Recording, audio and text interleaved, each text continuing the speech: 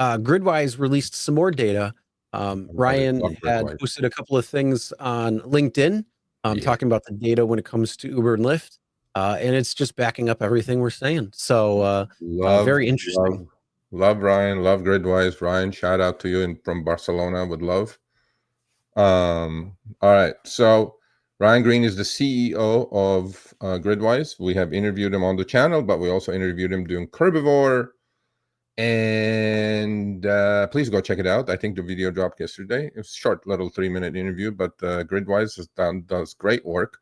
What Gridwise does is eliminate the comeback from the company saying edge case or not enough sample size, because Gridwise looks at hundreds of millions of data points before they put anything out. You know what I'm saying? So take that. So it kind of completely proves what we've been saying, right? So now Gridwise did a analysis from the rider side.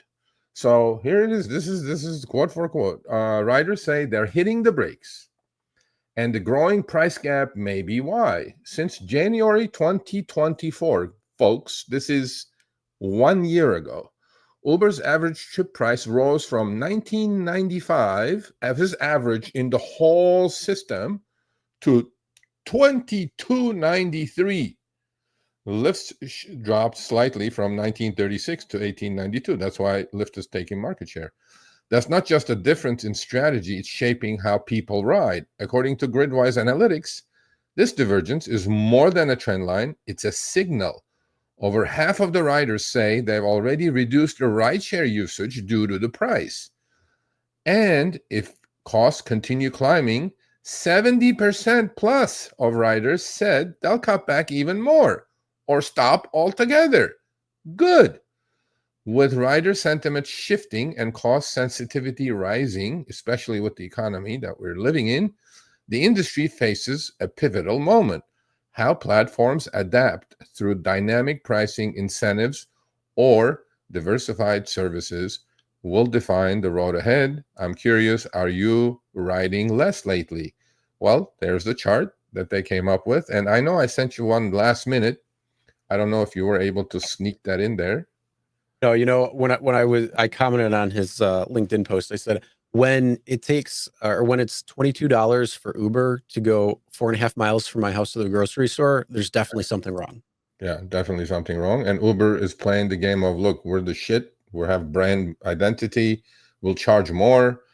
The problem, and then I actually commented to this post on LinkedIn and I said, now, Ryan, so in 1 year, so 1995 to 2283, Chris, is about $3 is about 15%. So inflation, according to the government, is 2%. So Uber is like going 7x the inflation rate, charging more. And what part of that 15% Why increase though? are they passing it They along don't. to the right or to the driver is the question. Why would they need to even charge inflation prices? Because Well, they don't need to, but they there's can. nothing. They don't own anything. Yeah, We all own everything. absolutely. But so that's that. Did you get the second part that I sent you this morning or yesterday, I think? Yep. Okay. So this is another one that just dropped today or yesterday, and I sent it to Chris, and I'm glad he puts it in. This is what we've been saying, and this kind of proves it again. Ryan, you the man. Thank you for all this. Rideshare driver retention is low. Okay. Mhm. What keeps drivers coming back? Well, I ask this to all the time. Everybody complains, but the next morning they turn the damn app on instead of deleting the app. So, Uber has a slight edge, but both platforms face a bigger challenge. New Gridwise analytics data reveals a meaningful divergence in long term driver retention across rideshare platforms. While both Uber and Lyft see strong retention early on, the gap widens and steadily over time. By month 11, drum roll, Uber retains only 33% of the drivers from its January to April cohorts. Lyft retains 25%. So that means by month 11 or sooner, 67% quit and 75% quit on Lyft. Why? Because it takes him 6 to 8 months, 10 months to figure out I put 50,000 miles on my car. and I got nothing to show for it outside a trash car and a trash back, lower back. That's why they quit. That's a notable difference, but perhaps more striking is the broader trend. Long-term retention for both remains low. This data underscores a key tension in the gig economy. Multi-apping may boost short-term earnings, but platform loyalty, which should not exist at all, continues to erode. Sustained driver engagement is becoming harder to achieve. We go back to Dara's interview on our channel, which is public. You guys go and check it out. He said, it's correlated actually. He said, if we price trips incorrectly, you will not accept, and acceptance rates will go down. And that's what has happened. That's what has been happening. And this directly correlates to that. If you keep pricing shit incorrectly and people keep declining and run their cars into the ground and their lower backs into the ground, they're going to go, okay, I had enough. Basically use your car as an ATM machine and you quit. So 75% quit on Lyft, 67% quit on Uber, 11 months or less. That's where the game is at.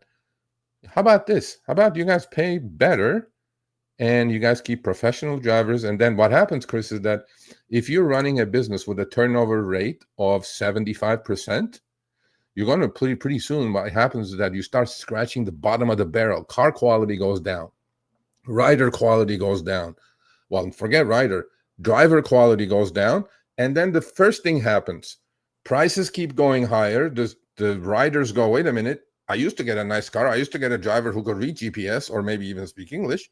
Now I'm getting this beater. The guy doesn't know what he's doing. And I'm paying more. So there you go, Uber, Lyft. You guys keep burning the candle on both ends. We'll see where we're going to end up. One thing I always say is work smarter, not harder. If you aren't using the Solo app, then you may be working harder. So let's change that. Download the app, link your accounts where you can manage your income, track your expenses, and project your taxes. Not only that, but you can plan by optimizing your time, make more, and even guarantee your daily pay with guaranteed earnings. Download Solo and begin to work smarter, not harder today. Link is in the description. All right, let's get back to it. I'm done. Yeah, well, I mean, it goes back to the Gridwise report that said people were going to limit the amount that they're using or even more. But this just goes to show you that they have the biggest pipe dream in the world, and that is that they are going to take on car ownership. This just is going to smack everybody in the face and say, no, that ain't going to happen. And if riders peel back how much they're using the platforms and cut back altogether, you're not going to get them back anytime soon. I mean, you'd have to run like insane discounts in order to try to capture them back, because once they're already cut of the cord, at that point, they don't need to worry about it anymore. Well, those discounts, as we know, they're also hocus pocus. They don't exist. Mm-hmm. They give you the flash discount, they bump it up. You feel like you're getting something. You're getting a good deal. You ain't getting a good deal. You're getting the same thing you were going to get without the discount. So, yeah. Well, we will keep you posted on anything more when it comes to info like that. But unfortunately, yeah. Well, no, Gridwise is great. It's really great because there is no, But no question. the thing is, you got to look at it two ways now. More people are hurting in the economy, so they're going to say, hey, I'm going to try Uber and Lyft. Yes. They might only try it for a month or 2 or 3 and realize, hey, it's not for me. I mean, if you looked at those graphs, 50% of drivers on Lyft quit within 5 months. 50% of drivers quit within 6 months. So driving. So, if you're capturing all these new people, unfortunately, it does lead to some oversaturation for a little while. But if people are also cutting back on the other side, being a passenger, well, then, it's going to lead to more oversaturation for a little while. So, we might see drivers quitting earlier. You might run those numbers again over the next year or so. If Uber and Lyft continue to raise prices and people continue to say, hey, I'm not going to spend that kind of money anymore, and they start cutting back or find different means completely, then yeah, you're going to have a massive difference. I could see that where you could up that a month or 2 when it comes to driver dissatisfaction. I mean, and then the other side too is as time continues on, they're talking about AVs. AVs aren't going to be mainstream probably for at least 10 more years. So we've already gone through how many drivers at this point?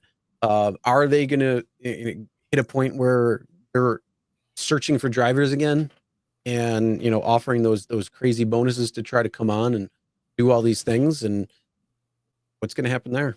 Yeah. Well, I mean, look, I think with what happened in LA and in San Francisco with these Waymos, you know, I think that's the only kink in the armor, but we're going to talk about that. But about this subject, I'm glad, you know, we have a really good relationship with Ryan and Gridwise, because data is gold. They have the data. This is not like they didn't talk to like 5 riders. You know what I mean? This is massive amounts of data. Last report, gig report they put out was 800 million points of data, close to billion points of data. So you can't just go Uber say, hey, this is wrong. I'm like, no, it's not wrong. We have been saying this, that riders are paying more, drivers are making less. Uber goes, no, everybody's making $30 an hour. I'm like, bullshit. So this kind of proves, and this is great. I mean, we're going to keep mentioning Gridwise, and I love what they do, and go check them out, www.gridwise.com. All right, thanks for watching. That short little clip was from our live stream, Show Me the Money Club with Sergio and myself, Tuesdays, 6 p.m. Eastern, 3 p.m. Pacific. Make sure you subscribe, turn on all notifications so you get notified when we go live, as well as all of our awesome content. Make sure to check out this video right here, which will take you to the entire live stream, or check out this video right there. All right, drive smart, everyone.